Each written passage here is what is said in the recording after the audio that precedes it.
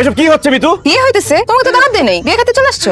আচ্ছা ঠিক আছে, আসছে ভালো হয়েছে, খেয়ে যাও। আমি তোমাকে অনেক ভালোবাসি মিতু, তুমি এই বিয়ে ভাঙিয়ে দাও। এই বিয়ে ভাঙিয়ে দিয়ে তুমি আমাকে বিয়ে করো। তুমি তোমার বাপের পকেট থেকে টাকা চুরি করো, ভাদাইমা তোমার বিয়ে করবো কেন? যাও এখান থেকে যাও। তুই আমাকে বিয়ে করবি না, আমার জীবন নষ্ট করে এখন আরেকজনকে বিয়ে করবি? এই মেয়ে, আপনি যারা বিয়ে করতে আসছেন, আপনি চিনেন ওরে, জানেন ওর সম্পর্কে? ও কত ছেলের জীবন নষ্ট করছে আপনি জানেন?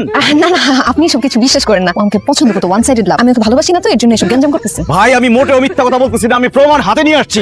এই কই আপনারা আসেন, এই যে এরা সব ওর বয়ফ্রেন্ড। কথা বলেন না কেন আপনারা? বলেন। আমার লোকে 2 বছর প্রেম করছে। কি বলবো, এই ফকির তো আমার খাইতে খাইতে একদম ফকির বানায় ফেলছে। আর আপনি পিছনে দাঁড়াচ্ছেন কেন? কথা বলেন না। অনেকদিন প্রেম করছে, এটা কোনো কথা নাকি? হ্যাঁ, এত চিৎকার চেঁচামেচি করছো কেন?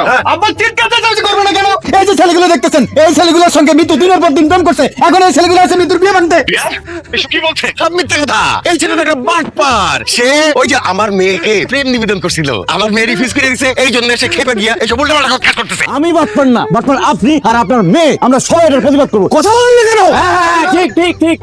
তুমি একটা মিথ্যাবাদী ফালতু লোক। কোনো মিথ্যাবাদী ফালতু লোকের মেয়ের সাথে আমার ছেলে করে দিয়ে নিয়ে যাবো না।